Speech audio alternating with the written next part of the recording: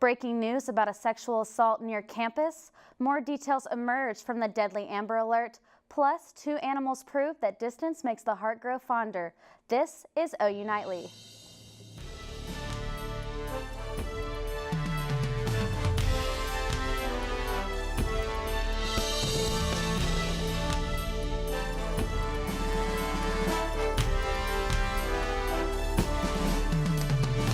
Hello, thanks for watching OU Nightly. I'm Cheyenne Plummer. And I'm Katelyn Howard. We begin with some breaking news. Moments ago, OU Nightly received confirmation from Norman police that officers responded to reports of sexual assault early this morning. Police responded to the 300 block of East Brooke Street. That's near the Callaway apartment building just east of campus. Detectives took 27-year-old Socrates T. Lewis into custody. He's been arrested for first-degree rape and forcible oral sodomy. We'll have more updates on this story as it develops. And there's new information tonight in the Norman Amber Alert that ended with a baby's murder. Earlier today, the baby's father, Victor Manuel Menares, was arraigned in Oklahoma City. He was charged with murder and unlawful disposal of a body and denied bond. We also know the Norman Police Department released a timeline of events leading up to the infant's death. And what we found in that timeline is raising questions tonight. OU Nightly's Lauren Linville is here with those details. Lauren?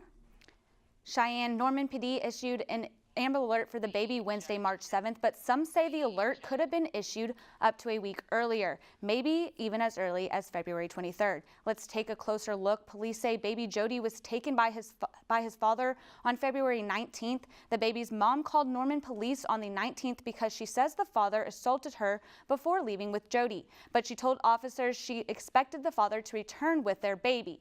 On February 20th, police advised the mom she should file for a victim's protective order against the dad. 3 days later, Norman police interviewed the mother, and she told officers she didn't think her baby was in danger. Even so, with the VPO, a Cleveland County judge ordered baby Jody should be returned to her custody.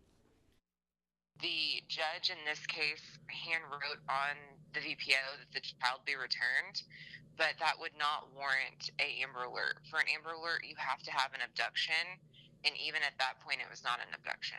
On February 28th, a friend of the mother says she received a text message from a person she thinks is Juarez. It said the mother would never see Jody again. On March 1st, Norman police asked the DHS to petition the courts for an emergency custody order to return baby Jody to his mother. The Cleveland County District Attorney's Office declined the police department's request. 5 days later, detectives listed Jody as missing and endangered and asked for public assistance in locating the child through social media. On the afternoon of Wednesday, March 7th, the Amber Alert was issued.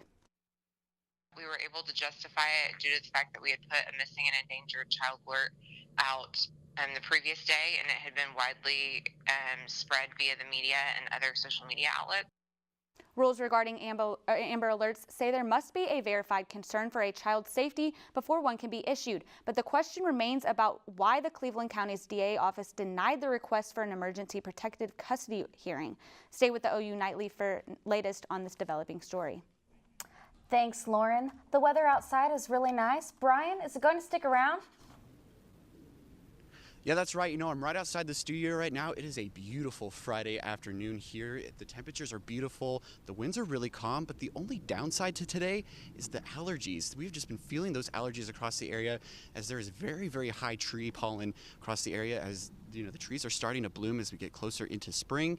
And but you know what? We'll make up for that temperature-wise across the state as we're seeing 70s across the area. So it is a beautiful Friday evening, and we're going to continue to see this, you know, stick around at least for the next day or so until we start to see changes into tomorrow. So coming up later in the show, I'll talk about Saturday's rain chances. We do spring forward on Sunday morning, and it's going to cool down later into next week, but I'll have more on that coming up next. Thanks, Brian. Authorities are searching for a prison inmate who escaped last night from a minimum security Muskogee County facility.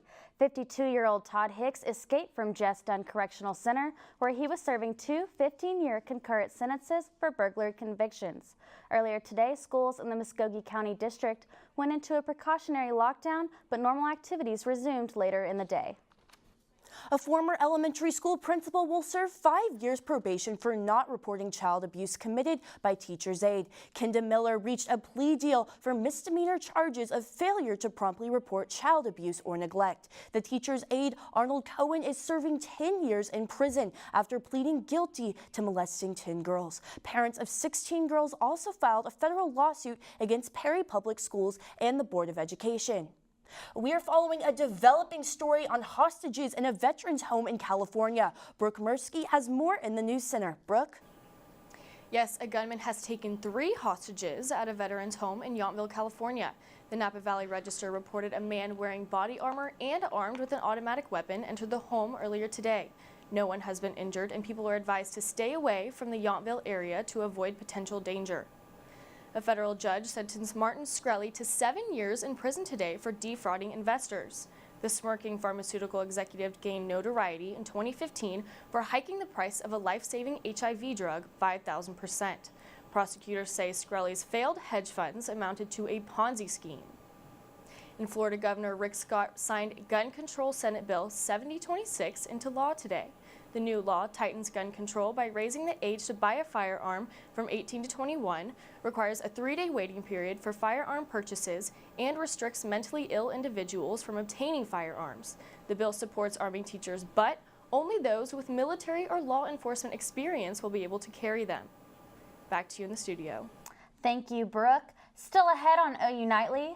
With the Norman population continuing to expand, what the city is building to keep up with the growth. Plus, locals will be sleeping where for a night? We'll give you the latest coming up.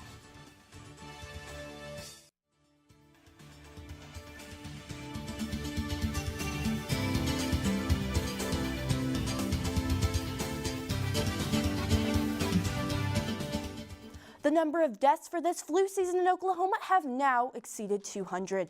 The Oklahoma Department of Health says 228 people have died since September 1st. Over 4,000 people have been hospitalized, a record high. Community Action Ministries is putting on an interesting event tonight to give people a glimpse into the life of a homeless person. The 12th annual One Night in a Box event starts tonight at 6 and runs until 7 tomorrow morning. Norman citizens who have previously signed up will go through exercises to simulate homeless life, including digging through donated clothes and, of course, sleeping in a box overnight. While it is an event to be enjoyed, Community Action Ministries stresses the importance of the message behind it. It's really hard to make your payments for rent and to find the right food and nutritious food. And so, yes, it's for the homeless, but it's also our goal is an education goal to really have more compassion. For more information on other similar events, you can visit Community Action Ministries' website to learn more. Still ahead on OU Nightly. 2 animals separated by over 1,000 miles find love. And temperatures are beautiful across the state right now, but cooler temperatures are on the way. I'll have more coming up next. Welcome back to OU Nightly. I hope you're having a great Friday afternoon. You know, the weather is perfect across the state. We're seeing just some passing clouds here and there. But the big story is those temperatures. We're seeing very, very nice temperatures here, not only in Norman, but the whole state. We're seeing 73 degrees here. It shows sunny, but you're seeing a few clouds on our live cam here. Those winds are relatively light too, which is not bad. It's leading to a beautiful day, but as I mentioned, those allergies are just making it miserable for those who suffer from allergies. So, but again, looking very nice across the whole state. A little bit cooler up towards Miami and a little bit warmer down towards Lawton. But all in all, a very beautiful Friday afternoon. It is dry though, especially out towards the western portions of the state. Not so bad here in Norman, but you know, that drought just continues to build over the western portions of the state. Look at this gradient. As you can see, eastern Oklahoma actually doing fine. We're not seeing any drought conditions in this part of the state, but we're seeing extreme droughts and exceptional droughts in the northwestern portions of the state. So it's a tale of 2 states across Oklahoma. So we have a storm system out towards our west, and we're going to be watching this. This is going to move into our area through the weekend and may bring some rain to Norman, not in the areas that need it, but you know, we may see a few showers here and there for Saturday, but you know, it's not going to be a washout by any means. So tonight, it's going to be variable across the state. We're going to see 52 here in Norman, warmer in the southeast, cooler in the northwest. And then tomorrow, it's going to be another beautiful day again. A little bit cooler though. We're going to have some more clouds across the area. It's going to be 69 degrees here in Norman, fairly consistent across the whole state. And we'll see some showers, mainly in the eastern portions of the state for tomorrow. So let's time that out here. Here's that low pressure. As you can see, we're seeing showers in the northern and eastern portions of the state. It really does miss Norman as we do, move into the weekend, and it'll be out of our area by Sunday. And notice all those blue bars. That is a lot of cold air that is going to be filtering into our area. It's going to be very, very windy for Sunday as well. So future rainfall, we're not going to see a lot in the way here, especially in Norman, maybe some up near Tulsa. And we do actually spring forward on Sunday as well. So don't forget to turn your clocks back or forward as we head into the weekend. So again, we're going to cool down for our Sunday, and we're going to stay cool for the rest of the week. We try to recover temperature-wise, though. Not a lot of rain chances heading into the next week. We actually might have one next weekend, but it's just right off the 7 days, so we're not going to, really mention it as of now, but we're going to watch it closely. I was really enjoying the warmer temps, but I guess it's all right if it cools down a little bit more. It's Oklahoma. We change all the time. Oh, definitely. Thank you, Brian. And many say long-distance relationships don't work, but two hippos, yes, I said hippos, are proving it does. The San Antonio Zoo posted a letter of Timothy's love for Fiona online, saying in part, "Dear Fiona, my name is Timothy. I have seen you on the internet at the Cincinnati Zoo, and you are the most beautiful hippo I have ever seen." The Cincinnati Zoo responded in part with, "Fiona thinks you're cute too, but it's what's on the inside that counts. Your DNA will decide if you're the one for our little diva. Most importantly, are you willing to relocate to Cincinnati?" Well, whether human or animal, that's one of the cutest love stories I've ever heard. I know, little baby Fiona is the cutest thing. That's it for news this Friday night, but stay tuned for Big Friday Sports. Our sports team will give you the latest scoop on what's happening in sports. Collin is here with more. Thanks, guys. Today on Big Friday Sports, we're talking 2 senior nights for OU men's and women's gym. Plus, we'll address what's on everyone's mind, the quarterback battle in Norman, Oklahoma. All that and more right around the corner. Stay with us.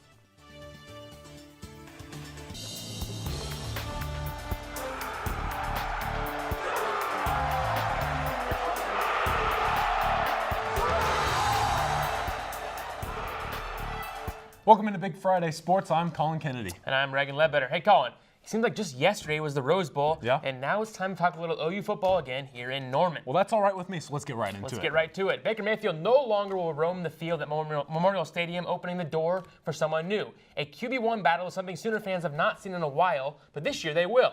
Big Friday Sports' Matt Marks tells us about who is in line to fill Baker's shoes. 36 more days until OU football returns for their annual spring game. The Sooners will have many opportunities for guys to step up and fill roles left by departing players. The biggest, however, will be who will take over the quarterback position. While many think that Baker Mayfield's apparent heir is Kyler Murray, that isn't a lock just yet. He is in a great place right now to go compete and make a serious run at that, as are Tanner Schaefer and Kyler. I mean, I told him today I could care less who it is. I just want him to be good. Austin Kendall, who has 2 games under his belt on 16 for 22 passing attempts for 143 yards and 2 touchdowns, will battle with Murray, who as a Sooner has 3 touchdowns on 18 for 21 passing attempts. For Coach Riley, it's all about finding the right fit for the team. I think the most important thing right now is getting the right guy. I think that's more important than trying to worry too much about individual skill sets right now. I mean, we've got our base things that we're going to do year in and year out, and whoever it is, and regardless of what skill set he has, he better be good at those. If not, he's not going to be the guy, so we don't got to worry about tailoring anything to him. Now, it's not going to be easy to replace a Heisman winner, and as OU football moves into a new era, whoever wins the quarterback job, whether that's Kyler or Kendall, will have big shoes to fill. Matt Marks, Big Friday Sports.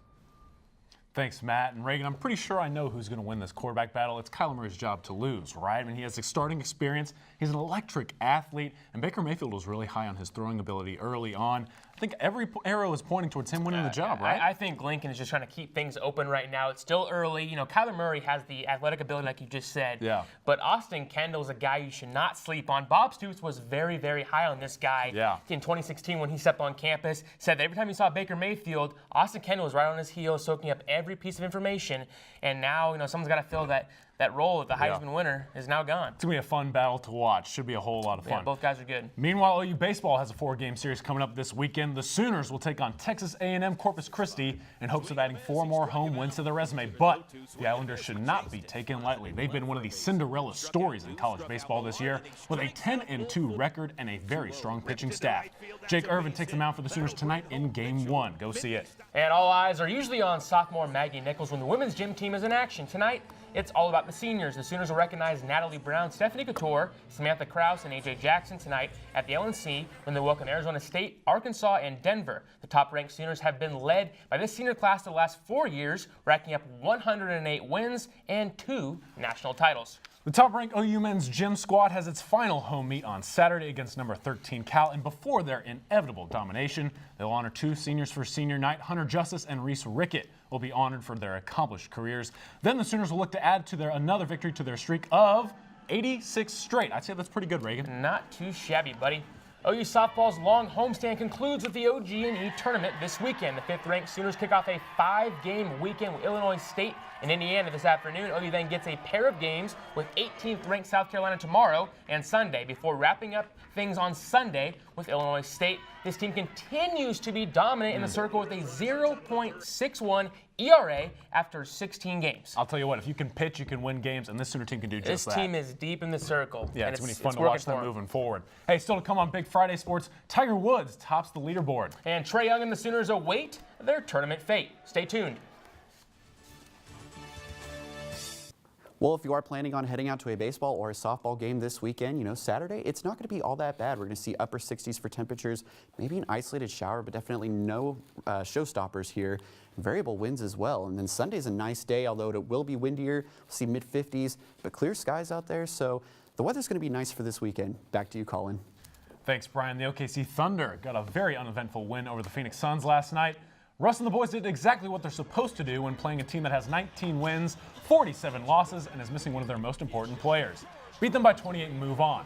Brody just missed a triple-double, putting up 27 points, 8 rebounds, and 9 assists. His buddy PG-13 had 21 points of his own, and the crazy Kiwi Steven Adams added a double-double. Not bad. Yeah, it was an early exit for the Sooners in the Big 12 tourney. OU lost to rival up I-35 Oklahoma State, 71-60. It was brutal. Spencer Royce now joins us for a look at what's next for the Sooners. Spence? That's right. After a regular season filled with ups and downs, Trae Young and company are confident that an NCAA tournament berth is on the way.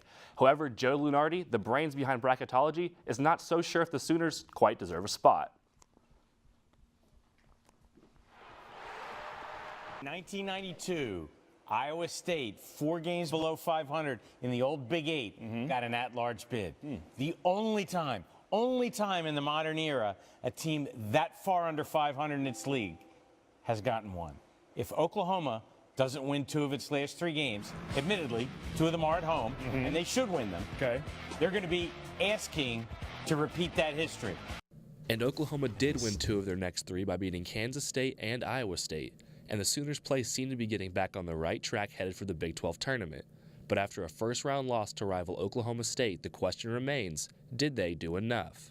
I think our resume speaks for itself. I think we had the toughest schedule, in America. We played in the toughest conference in America. And the Sooners did play in one of, if not the toughest conferences in all of college basketball. And they started the season at a blistering 14-2 record. But things started to slip away, and the season ended, many may say, poorly. And after a first-round exit to Oklahoma State in the Big 12 tournament, things aren't looking so great. They have to play the waiting game now and see if they even get a shot to compete in March Madness when the brackets come out this Sunday. So, guys, do you actually think that these guys deserve a shot at the tournament, or are they NIT bound? No. Very quite simply no. Oklahoma State is tied for the most wins over top 25 teams in the country. They're a much more deserving team, and Oklahoma is just a mess. Right now, no one looks worse than OU. They just keep beating themselves. There's no effort with this team right now. I'm worried about the talent as well. I think Oklahoma State is playing, firing on all cylinders right now, and they're kind of the team to beat. Yeah. Recency bias is important, and recently, terrible. Yeah, exactly. It's time for them to start moving on towards next season. I would think so. I think, even Trae Young has not been the same as he was No, in the season. not at all. This is the Yeah. team that was ranked 4 in the country back in January and has now completely just fallen to the bottom. As one It's really one of the steepest drop-offs I've ever seen. Yeah. Downward spiral. I don't even think they'd win their first game in the NIT. I agree. All right, well, thanks, Spence. Yep. And Tiger Woods followed up a 1 under 70 yesterday with a 3 under 68 this morning at Valspar at Palm Harbor in Florida. Many have said Tiger would never even lead a tournament again, but he has done just that this morning. When he finished his round, he was tied for the lead, but this afternoon the players are still on the course, and right now he sits in second place. Big stuff from Tiger. Well, hey, while one legend is swinging clubs, the other is shaving his head. Tom Brady got a fresh cut as part of a $7.5 million event to benefit the Dana-Farber Cancer Institute in Boston. It may not be a full shave, but the buzz cut is still very meaningful to Tom. His mother was diagnosed with breast cancer in June of 2016, and after receiving treatment, however, she remained cancer-free following her most recent scan. Pretty cool stuff from TB12. Hey, cool stuff from the best quarterback to ever play the game. I agree. Well, thank you for watching Big Friday Sports here at Gaylord College. Don't come back next week. We're on spring break, everybody. Have a great weekend. Good night.